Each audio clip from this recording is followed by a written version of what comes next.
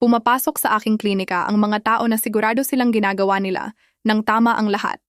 Naglalakad sila ng regular, 30 minuto, minsan pa nga higit pa. Subalit lumalapit sila sa akin na may sakit sa tuhod, talamak na pagod, pamamanhid sa binte, at pangkalahatang pakiramdam na lumalala sila, hindi gumagaling. Ang unang tanong ko ay laging pareho. Gaano ba talaga kayo lumalakad? At doon nagsisimula ang mga kagiliw-giliw na bagay, dahil ang problema ay halos hindi kailanman dahil sa kaunti ang kanilang lakad. Ang problema ay mali ang kanilang paglalakad, at ang maling paglalakad ay hindi lamang sayang na pagsisikap. Ito ay aktibong sumisira sa inyong mga kasukasuan, winawasak ang postura, niluluwag ang inyong sistema ng puso at daluyan ng dugo, at nagdudulot ng talamak na pamamaga sa inyong mga tisyo. 15 taon na ng pagsasagawa, nakikita ko ng paulit-ulit ang larawang ito. Mag-subscribe at i-like ngayon din. Ang inyong maririnig, walang magsasabi sa inyo sa susunod ninyong appointment. Kumikita ang sistema kapag nanatili kayong may sakit, hindi kapag gumaling kayo. Tulungan si Dr. Santos na maabot ang 100,000 subscribers. Bawat isa ay mahalaga. Kaya, simulan natin sa pundasyon. Bakit ang paglalakad pagkatapos ng FIMFTO ay hindi lamang isang kaaya-ayang lakad, kundi isang tunay na pangangailangang medikal? Dahil pagkatapos ng FIMFTO, ang katawan ay naglulunsad ng buong serye ng mga pagbabagong pisyolohikal. Sila ay mahuhulaan, masusukat, at hindi ninyo kayang baliwalain. Ang unang pagbabago, unti-unting nawawala ang mass ng kalamnan. Ang prosesong ito ay may pangalan, sarcopenia. Ibig sabihin ay ang unti-unting pagkawala ng tissue ng kalamnan dahil sa edad. Pagkatapos ng 50, nawawalan kayo ng humigit kumulang 1 hanggang 2% ng kabuang mass ng kalamnan bawat taon. Mukhang manageable sa papel, ngunit sa loob ng taon, iyon ay pagkawala ng 15 hanggang 20% ng inyong kabuang kalamnan. At ang kalamnan ay hindi lamang tungkol sa lakas. Pinapapanatili ng kalamnan ang inyong mga kasukasuan. Kinokontrol ng kalamnan ang asukal sa dugo, ang dami ng glucose sa inyong daluyan ng dugo. Pinapanatili ng kalamnan ang inyong postura ng tuwid. Binibigyan kayo ng kalamnan ng balanse kapag naglalakad. Kapag nawala ng sapat, lahat ng sumusunod ay nagsisimulang magkalas. Ang pangalawang pagbabago, naninigas ang inyong mga kasukasuan. Ang kartilago, ang makinis na cushion sa dulo ng inyong mga buto, ay walang sariling supply ng dugo. Nakukuha nito ang nutrisyon ng buo sa pamamagitan ng paggalaw. Kapag niload ninyo ang kasukasuan at ginagalaw ito, ang synovial fluid, iyon ang lubricating fluid sa loob ng kasukasuan, ay itinutulak sa kartilago at naghahatid ng mga nutrient na kailangan nito upang manatiling malusog. Kung walang regular na paggalaw, literal na nagugutom ang kartilago. Itinipis ito. Nawawalan ito ng elasticity. Sa huli, nagsisimula itong masira. Ang pagkasira na iyon ang tinatawag nating osteoarthritis, at ito ay hindi maiiwasan. Ngunit tiyak na mapapabilis ninyo ito sa maling gawi. Ang pangatlong pagbabago, bumagal ang inyong metabolismo. Ang inyong basal metabolic rate, iyon ang bilang ng calories na sinusunog ng katawan upang mapanatili ang sarili habang nagpapahinga, ay bumababa ng humigit kumulang 2 hanggang 3% bawat taon pagkatapos ng 50 term. Ibig sabihin, ang eksaktong parehong pamumuhay na nagpapanatili sa inyong timbang sa 30 ay magdudulot ng pagtaas ng timbang sa 55. Hindi dahil nagbago kayo ng anuman, kundi dahil nagbago ang inyong katawan. Ang pang-apat na pagbabago, hindi gaanong epektibo ang sirkulasyon. Unti-unting nawawalan ng elasticity ang mga dingding ng inyong mga daluyan ng dugo. Bahagyang humihina ang pagbomba ng inyong puso. Ang peripheral circulation, ibig sabihin ang daloy ng dugo sa binti, paa, maliliit na daluyan, ay lumalala. Ito mismo ang dahilan kung bakit maraming tao na lampas 50 ang napapansin ang malamig na paa, cramps sa binti sa gabi, at mabigat na pagod na pakiramdam sa kanilang mga binti sa pagtatapos ng araw. At narito ang mahalagang punto. Gumagana ang paglalakad sa lahat ng 4 na sistemang iyon ng sabay. Ina-activate nito ang kalamnan. Nagtitrigger ito ng nutrisyon ng kartilago sa pamamagitan ng paggalaw. Pinapabilis nito ang metabolismo. Pinapahusay nito ang sirkulasyon. Maraming pag-aaral ang nagpapatunay na ang mga taong regular na naglalakad ay may kapansin-pansing mas mababa ang antas ng sakit sa puso, type 2 diabetes, kondisyon kung saan hindi na maayos na nakokontrol ng katawan ang asukal sa dugo, osteoporosis, na siyang pagnipis ng buto, at pagbaba ng cognitive function. Ngunit, at ito ang bahaging walang nagsasabi sa inyo, lahat ng iyon ay gumagana lamang kapag tama ang inyong paglalakad. Kung mali ang paglalakad ay hindi kayo makakakuha ng mas maliit na benepisyo, kundi makakakuha kayo ng bagong problema sa ibabaw ng luma. Talakayin natin ang bawat pangunahing pagkakamali na nakikita ko simula sa pagkakamali bilang isa. Masyado kayong mabilis magsimula sa inyong lakad. Ito marahil ang pinakakaraniwang pagkakamali na nakikita ko sa lahat ng pangkat ng edad, lahat ng antas ng fitness. Lumabas ang mga tao at agad na full pace. Mukhang lohikal. Bakit sayangin ang oras sa pagpapainit kung maaari na lang gumalaw? Ngunit ang inyong katawan ay hindi sasakyan. Hindi ninyo lang pinihit ang susi at lahat ay tumatakbo na sa buong kapasidad. Kailangan ng inyong katawan ng oras upang lumipat mula pahinga patungo sa paggalaw, at ang transisyon na iyon ay hindi dapat laktawan ng walang kahihinatnan. Narito ang aktwal na nangyayari sa inyong katawan kapag masyadong mabilis magsimula. Una, malamig ang inyong mga kalamnan, mas malamig ang muscle fibers, mas kaunti ang kanilang elasticity. Mas kaunting elasticity ay nangangahulugan ng mas mataas na panganib ng microtears. Iyon ay maliliit, microscopic na punit sa tissue ng kalamnan na individual na walang sintomas. Ngunit nag-iipon sa paglipas ng panahon at nagdudulot ng talamak na sakit. Pangalawa, hindi pa lubricated ang inyong mga kasukasuan. Ang synovial fluid, ang proteksyong likido sa loob ng inyong mga kasukasuan, ay nag-iipon sa ilang bahagi ng joint cavity habang nagpapahinga kayo. Upang kumalat ng pantay sa buong surface ng kasukasuan at lumikha ng proteksyong pelikula sa pagitan ng mga surface ng kartilago, kailangan nito ng ilang minuto ng mabagal, unti-unting paggalaw. Magsimula ng mabilis at ang inyong kartilago ay tumatakbo ng tuyo. Pangatlo, hindi pa nakapag-adapt ang inyong sistema ng puso at dugo. Ayaw ng puso ng biglaang pangangailangan. Kapag mabilis tumaas ang intensity, tumatalo ng heart rate, at mas matalim ang pagtaas ng blood pressure kaysa kinakailangan. Pagkatapos ng 50, kapag ang inyong mga daluyan ay hindi na gaanong elastic, ang biglaang talon na iyon ay naglalagay ng hindi kinakailangang stress sa mga dingding ng daluyan. Ang solusyon ay hindi nangangailangan ng karagdagang oras. Gamitin ang unang 3 hanggang 20 minuto ng bawat lakad na gumalaw ng mabagal, sadyang mabagal, halos leisurely mabagal. Iyon ang inyong warm-up.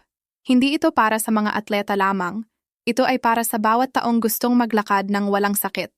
Pagkatapos ng 50 minutong mabagal na paglalakad, lubricated na ang inyong mga kasukasuan, mainit na ang inyong mga kalamnan, at nakapag-settle na ang inyong puso sa working rhythm. Ngayon ay maaari ng bilisan. Pagkakamali bilang 2, maling postura habang naglalakad. Lumabas at panoorin ang mga tao na naglalakad. Karamihan sa kanila ay nakayuko pasulong, ang ulo ay nakausli sa harap, balikat na bilog pababa at pasulong, mga mata nakatutok sa lupa ilang metro sa harap. Hindi ito basta pangit. Ito ay isang biomechanical catastrophe para sa inyong gulugod at sistema ng paghinga. Ipaliwanag ko ang mekanika. Ang ulo ng adultong Pilipino ay may bigat na humigit kumulang 50 kilo. Kapag nakaupo ito ng diretso sa ibabaw ng gulugod sa neutral position, ang muscles ng leeg ay nagdadala ng eksaktong load na iyon. Ngunit kapag ang ulo ay lumipat pasulong ng 2.5 hanggang 4 cm, ang load sa cervical spine, ang bahagi ng leeg ng inyong gulugod, ay tumataas ng humigit kumulang 3 beses. Sa 5 cm ng pasulong na shift, ang load ay nagiging 4 hanggang 5 beses. Ibig sabihin sa halip na magbuhat ng 5 kilo, ang inyong leeg at upper back muscles ay nagdadala ngayon ng 20 hanggang 25 kilo ng tuloy-tuloy. Maglakad ng ganoon sa loob ng 20 o 30 minuto at kayo ay magdudulot ng talamak na tensyon sa leeg, balikat at base ng bungo. Ito ang dahilan kung bakit maraming tao ang umuuwi mula sa lakad na may sakit sa leeg. Hindi ito dahil sa hangin, hindi dahil sa katandaan, ito ay postura. Ang pangalawang epekto ay sa inyong baga. Kapag ang dibdib ay nakakompress at ang balikat ay nakaroll pasulong, ang inyong diaphragm, ang pangunahing muscle sa paghinga, isang dome-shaped muscle sa ibaba ng baga, ay hindi lubusang makababa. Hindi lubusang makapag-expand ang inyong baga. Mababaw ang paghinga, gamit lamang ang itaas na bahagi ng dibdib. Ang katawan ay nakakatanggap ng mas kaunting oxygen kaysa dapat. Mas kaunting oxygen ay nangangahulugan ng mas kaunting enerhiya para sa inyong mga kalamnan at utak. Naglalakad kayo ng 30 minuto at parang naglakad kayo ng 1 oras. Sisihin ng mga tao ito sa edad o mahinang fitness. Ang tunay na salarin ay postura. May pangatlong kahihinatnan na halos walang binabanggit. Ang masamang postura sa paglalakad ay nakakaabala sa buong biomechanical chain. Ulo pasulong, ang lower back ay nagkokompensa sa labis na arch, ang pelvis ay nagtitilt, ang tuhod ay nagsisimulang gumana sa maling anggulo. Ang load sa tuhod at hip joints ay tumataas, hindi dahil matanda na kayo, kundi dahil sa isang tiyak, maaayos, mechanical error. Paano ito ayusin? Isipin ang isang manipis na sinulid na nakakabit sa tuktok ng inyong ulo na dahan-dahang humihila pataas. Hindi ito nangangahulugan ng pagpupumilit o pagpipilit na tumayo ng matangkad. Ito ay simpleng pagpapahintulot sa inyong gulugod na mag-decompress at mag-straighten.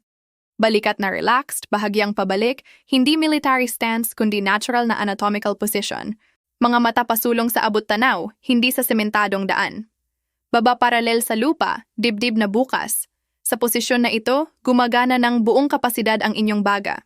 Walang sobrang load ang leeg at ang gulugod ay namamahagi ng timbang sa paraang idinisenyo ito. Pagkakamali bilang 3, maling sapatos. Ito ang paksa na pinakakaunti ang atensyon ng mga tao. Ang sapatos ang huling iniisip kapag pumipili ng rutang lakad o nagpapasya kung gaano katagal. Ito ay malaking pagkakamali dahil para sa inyong mga kasukasuan, walang mas mahalaga kaysa sa nasa pagitan ng paa at lupa. 2 bagay ang nangyayari sa edad na nagiging kritikal ang sapatos. Una, ang fat pads sa soles ng paa ay nagiging manipis. Dati itong natural shock absorbers.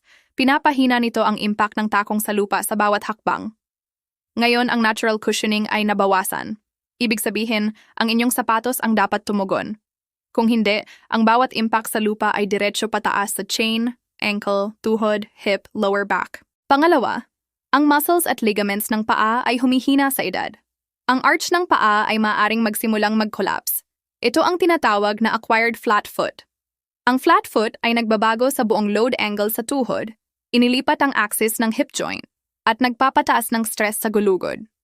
Ang magandang sapatos na may tamang arch support ay makakapagpabagal ng makabuluhan sa prosesong iyon. Ano ang kailangan sa walking shoe? Una, sapat na cushioning sa takong at forefoot. Ang sole ay dapat sapat na malambot upang sumipsip ng impact, ngunit hindi masyadong malambot na lumubog ang paa ng walang suporta. Pangalawa, arch support. Hindi ito nangangahulugan ng rigid insole. Ibig sabihin, ang inner shape ng sole ay sumusunod sa natural anatomy ng inyong paa at pinipigilan ang arch na mag-collapse papasok. Pangatlo, flexible sole sa harap na bahagi. Kapag naglalakad, ang paa ay kailangang yumuko sa ball, ang malapad na harap na bahagi ng paa.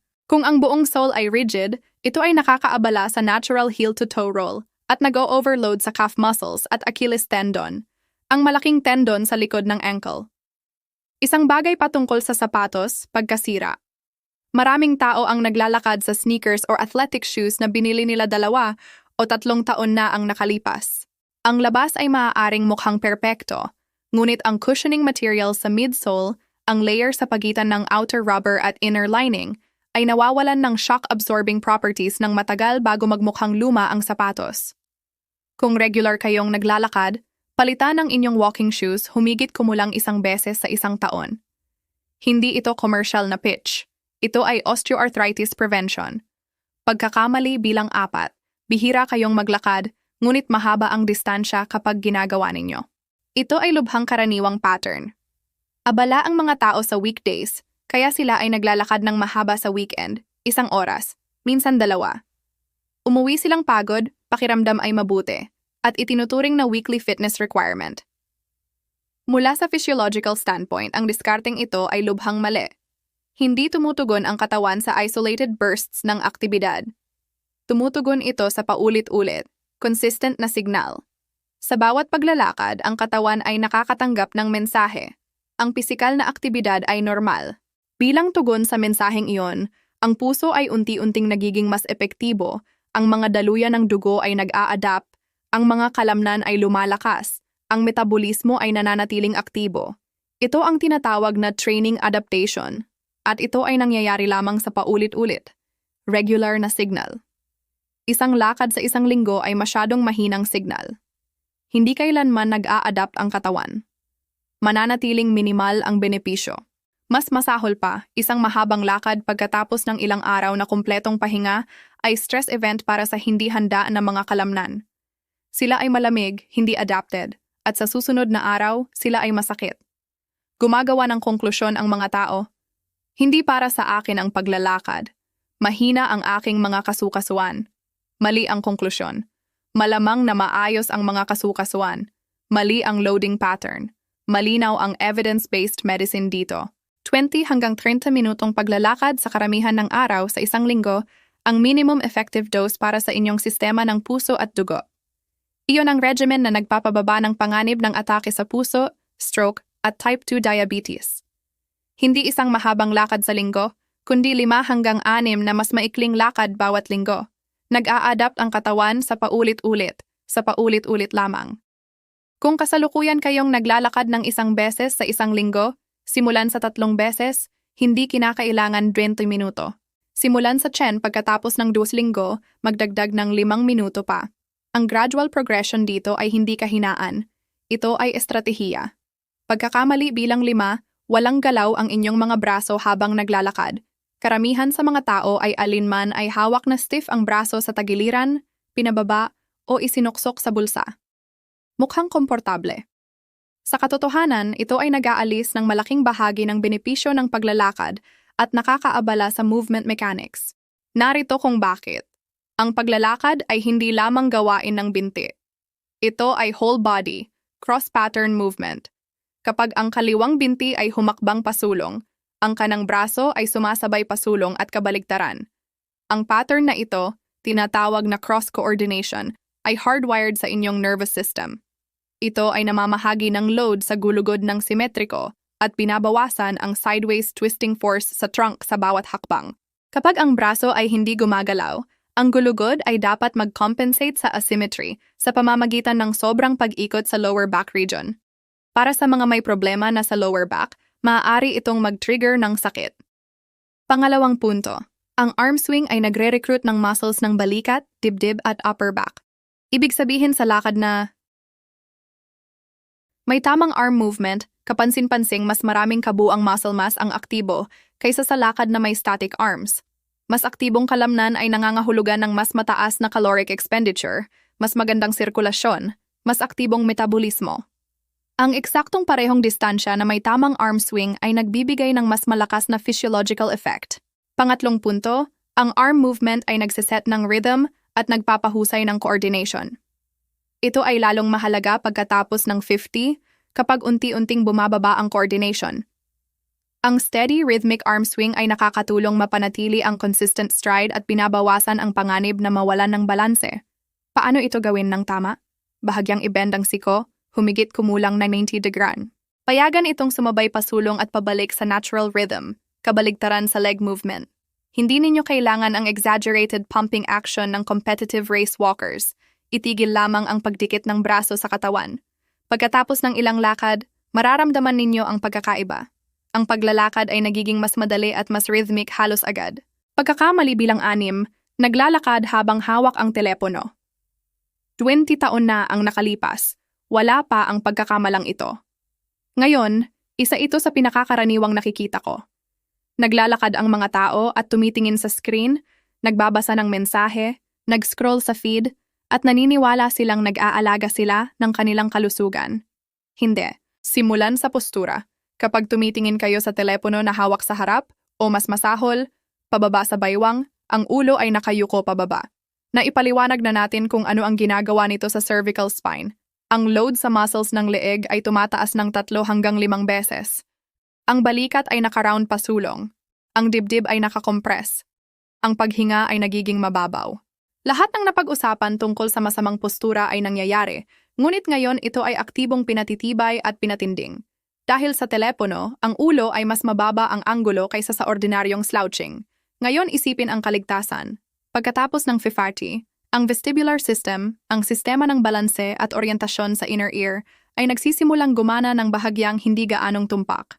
Ang proprioception, ang pakiramdam ng katawan sa sariling posisyon at paggalaw sa espasyo, ay unti-unting nawawala. Ito ay normal, unti-unting proseso ng pagtanda. Ibig sabihin, ang utak ay lalong umaasa sa visual input upang mapanatili ang balanse habang naglalakad. Kapag ang mga mata ay nasa screen sa halip na sa daan sa harap, ang utak ay nawawala ng pinakamahalagang source ng spatial information. Humihinto kayong makita ang hindi pantay na daan, curb, hagdan, basa na surface, bigla ang pagbaba. Kapansin-pansing tumataas ang panganib ng pagkahulog. Ang pagkahulog pagkatapos ng 15 ay hindi basta bumabangon, naglilinis, at nagpapatuloy. Madalas itong nangangahulugan ng fractured wrist, fractured ribs, o pinakamaseryoso, hip fracture. Ang hip fracture sa taong lampas 60 ay nangangahulugan ng mahabang immobilization, operasyon, at mahabang rehabilitasyon. Ang prevention ay simple lang. Ilagay ang telepono sa bulsa. At isang huling argumento, ang paglalakad ay hindi lamang pisikal na ehersisyo, ito ay neurological din. Kapag naglalakad kayo habang binibigyang pansin ang daan, ang sensasyon sa katawan, paghinga, paligid, aktibo ninyong tinuturuan ang atensyon, coordination at spatial awareness. Iyon ay tunay, documented benepisyo para sa utak.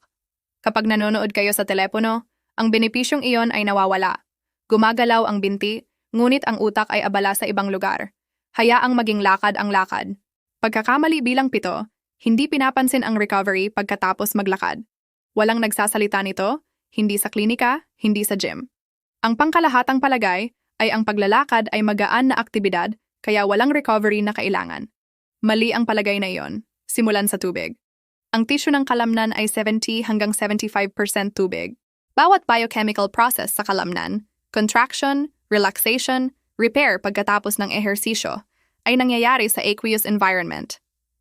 Kahit mild dehydration, 1 hanggang 2% pagbaba sa fluid stores ng katawan, ay measurable na nagpapababa ng muscle elasticity, nagpapabagal sa recovery, at nagpapataas ng panganib ng cramping.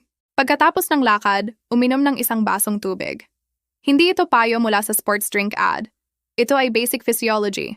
Ngayon tungkol sa stretching. Habang naglalakad, ang mga kalamnan ay nagtatrabaho sa shortening mode. Paulit-ulit silang nagko-contract. Kung walang stretching pagkatapos, sila ay nananatiling bahagyang pinaikli, pagkatapos tumigil. Sa paglipas ng panahon, ito ay nag-iipon. Ang mga kalamnan ay nagiging tight at rigid. Nababawasan ang joint range of motion at nagkakaroon ng persistent feeling of stiffness.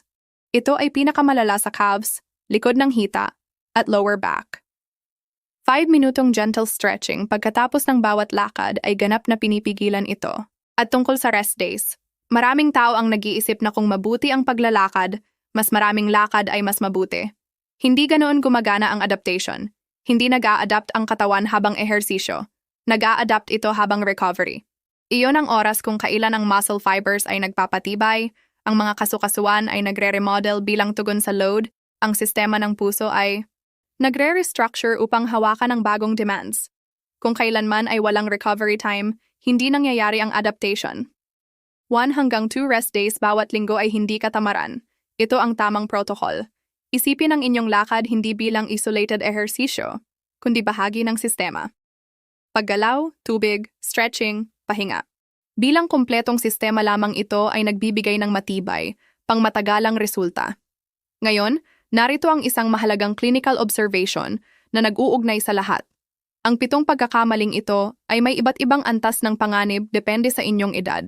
Ang pinsalang dulot ng masamang postura, sirang sapatos at kawalan ng recovery time ay 2 hanggang 3 beses na mas seryoso pagkatapos ng 50 kaysa sa 30 dahil bumababa ang resilience ng inyong mga kasukasuan, daluyan ng dugo at kalamnan sa paglipas ng panahon. Ang parehong pagkakamali na pinatawad ng katawan sa 30 ng walang kahihinatnan ay magdudulot ng tunay na sintomas sa 55. Ilang taon na kayo? Isulat sa comments. Gusto kong malaman kung aling age group ang pinakamalapit sa inyo para makatuon ako sa susunod na content kung saan kayo ngayon. Ngayon isang malinaw, praktikal na konklusyon. Narito ang eksaktong gagawin pagkatapos panoorin ito. 1. Sundin ang slow start rule. Ang unang 3 hanggang 5 minuto ng bawat lakad, mabagal na pace lamang. Walang exception. Ito ay walang dagdag na oras. Simpleng mas mabagal magsimula. 2. Tingnan ang postura ngayon din. Tumayo, i-straighten ang gulugod, dahan-dahang iangat ang ulo pataas, I-relax ang balikat at bahagyang ibalik. Hawakan ang posisyon na iyon. I-memorize ang pakiramdam na iyon. Gayahin ito sa bawat oras na lalabas kayo ng pinto. 3. Kunin ang inyong walking shoes at tingnan ang soles. Kung hindi pantay ang pagkasira, kung naglalakad na kayo dito ng mahigit 1 taon ng regular, oras na upang palitan. Ito ay isa sa pinakasimpleng, pinakamataas na return investment sa inyong joint health. 4. Itigil ang isang mahabang lakad sa 1 linggo. 20 hanggang 30 minutong paglalakad 5 hanggang 6 na araw sa 1 linggo, iyon ang target. Kung masyadong marami pa ngayon, simulan sa 3 araw. Magdagdag ng 1 araw bawat 2 linggo. Ang gradual ay sustainable. 5. Hayaang gumalaw ang braso. I-bend ang siko, i-relax ang balikat, at payagan ang braso na sumabay sa natural rhythm. Alisin sa bulsa. 6. Ang telepono ay nasa bulsa sa buong lakad. Walang exception. Kung kailangan ng audio, music, podcast, gumamit ng earbuds. Panatilihin lamang ang screen sa labas ng kamay. 7. Pagkatapos ng bawat lakad, 1 basong tubig at 5 minutong stretching. 5 minuto. Iyon ang nasa pagitan ninyo at ng talamak na paninigas ng kalamnan. Ang paglalakad ay isa sa pinakamadaling ma-access, ligtas, at epektibong tool para mapanatili ang kalusugan pagkatapos ng 50. Hindi kayo nangangailangan ng gym. Hindi kayo nangangailangan ng mahal na kagamitan. Hindi kayo nangangailangan ng espesyal na paghahanda. Kailangan ninyo ng tamang gawi at conscious approach. Maliliit na pagbabago sa paglalakad ay nagbibigay ng tunay, pangmatagalang resulta para sa puso, kasukasuan, utak at pangkalahatang kagalingan. Walang sa klinika ang maglalakad sa inyo sa ganito. Hindi iyon kung paano gumagana ang sistema. Kumikita ito sa paggamot, hindi sa prevention. Iyon mismo ang dahilan kung bakit umiiral ang channel na ito. Mag-subscribe kay Dr. Santos, i-like ang video na ito, at tulungan kaming maabot ang 100,000 subscribers. Isa-isa, isang may kaalaman, malusog na tao sa bawat pagkakataon.